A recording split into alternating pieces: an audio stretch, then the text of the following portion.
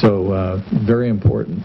The animal shelter, I've got a document that I was going to talk about the two privatizing programs, but we can answer that at this point. You saw in the budget, I don't know what page it's on, the $300,000. As part of the agreement with, thank you, Sheriff, as part of the agreement with Barbara Hutchinson, who is the individual that we're contracting with to take over the animal shelter, the county is committed $300,000. $250,000 that's going to be paid by the quarter to pay for the expenses that the county has on the animals that we pick up in the county areas. So that's our commitment to the Canyon County Animal Shelter that will be operated under a nonprofit foundation. That also, we're putting a $50,000 amount. So the total is $300,000. We're putting the $50,000 amount in a fund as a security fund against the building, because the county owns the building and we have to continue to maintain that building. So that was paid for by a $1.9 million bond several years ago, and because that is a county facility, we're going to lease the building for $1 per month. So for $12 for the whole year, they're going to get the building, and as part of that, there's a few other items. Some of the old phone system, I think they're going to lease, trying to think, an old copier, and some of the equipment that they can be up and running. But they're going to be collecting then the fees and the funds from any other entity that wants to use that facility. So the budget last year was $900,000. The budget item this year is $300,000. I believe so. That's our commitment. Is we can't commit the next county commission, but our intention is to do it 1 year at a time, which is the way the counties can do it. But, if everything works out, we're looking for some great things. This is an individual that has helped place a lot of animals. There's way too many dogs in the shelter, and she has come from McPaws out of McCall and in the Payette area. And when there were over 500 animals, 500 dogs that were found by an individual, she was part of that group that placed all of those animals, and she said these animals were not, some of them, not real adoptable, but she took care of those. So, but that gives you the answer as far as yes, the county is committed to $300,000. Anything sold? Oh. It's being leased, yes. This is a county building, and, if we were going to sell a building, we have to do this with any properties, whether we take them on tax deed, we have to have a public auction. So anything that has to be sold or changed has to be done in public. And if there's no other comments,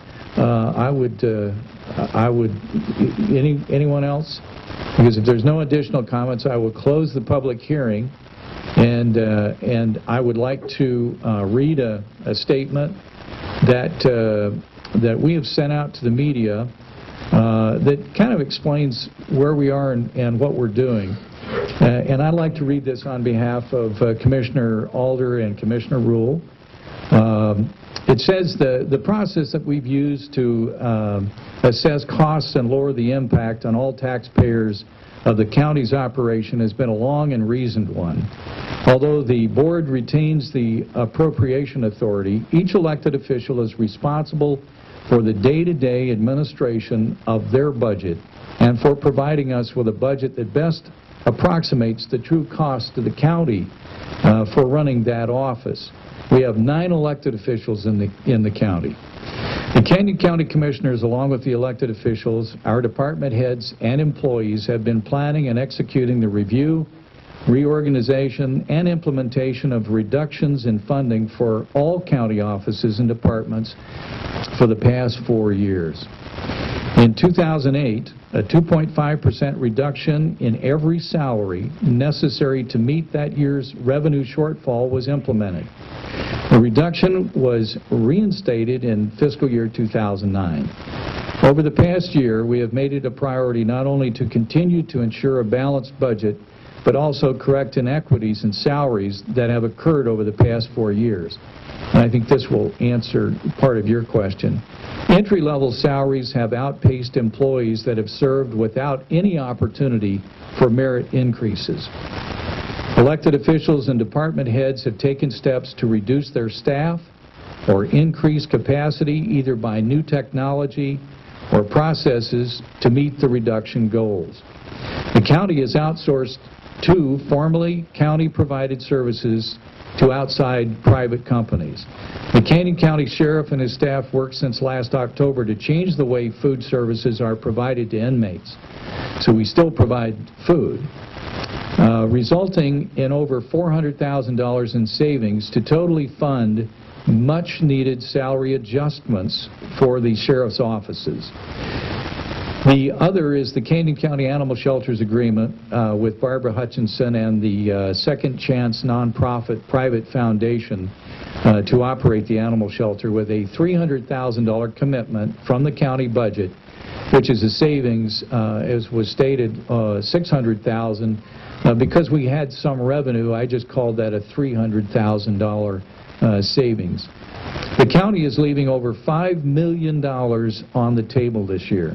This is not a reserve, but a tax dollars not available because of reduced budgets over the past 4 years.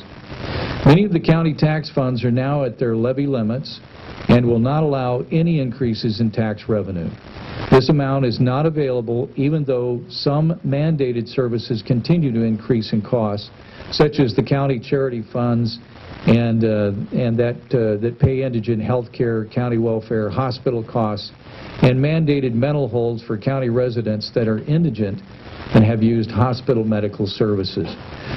Court cases continue to increase, requiring the county to pay more for county clerks, prosecution services, public defenders, alternative sentencing service, electronic monitoring, and specialty courts to truly reduce the impact on the regular court system and keep the jail population at consent decree court-required levels until a future solution for more jail space and alternative services can be developed. We believe that the fiscal year 2012 budget is sustainable.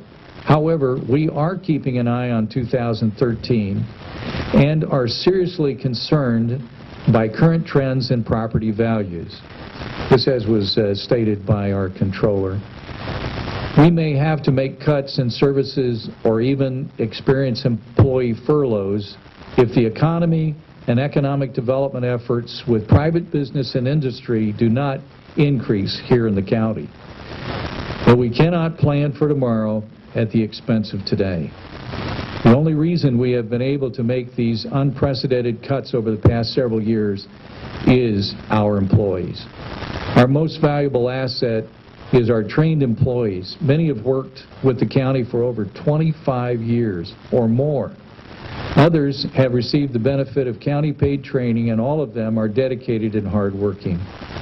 To retain these employees and secure the benefit of the training and experience the county has provided them, we have set aside $312,583 gained from the savings in the 2011 and 2012 operations of the county, representing a 2% merit fund. This is not just an across-the-board salary increase. These funds are to be administered by the elected officials and departments for those who have earned but not received increases over the past 4 years. Departments that have had adjustments in pay or have been promoted to new positions are not eligible. The county will continue to look for ways to reduce costs and keep an eye on fund balances as we work for ways to increase our local economy. And I've sent that out to the media so that they'll understand that some of the information, I think, was just not totally explained, or at least especially in these economic times when we do not understand what all the federal government is going to do and how it will affect our counties.